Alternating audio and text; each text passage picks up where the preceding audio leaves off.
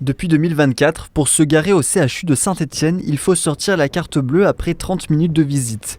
Et de nombreux automobilistes trouvent des solutions alternatives. On se gare vers Intersport, là. Il faut pas le dire, c'est Cunord. Et la raison est souvent la même.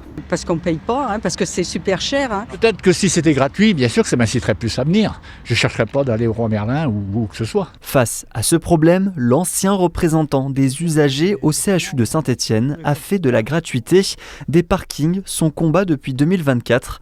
Il a baissé les armes à la fin de son mandat en décembre 2025. On a fait remonter plein de choses qui n'ont pas abouti.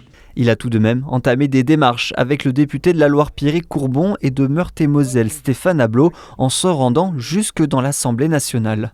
Une disposition du Code de la santé publique qui précise que tout citoyen français peut être soigné gratuitement dans un hôpital public et que faire payer le parking contrevient à ce principe de gratuité. Pour moi, c'est possible puisque ça se faisait avant.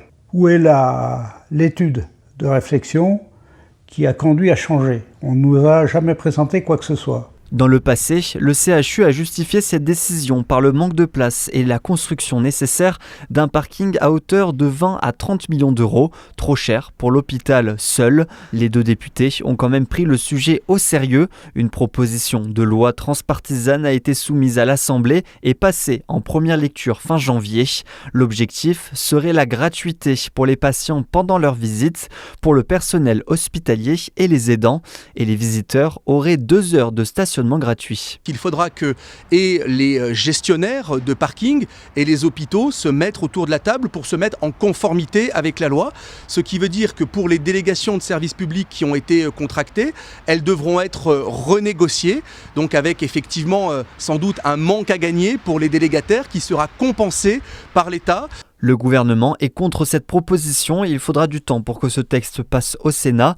Le député espère que ce sera fait dans les prochains mois afin que le texte fasse son retour en deuxième lecture à l'Assemblée nationale.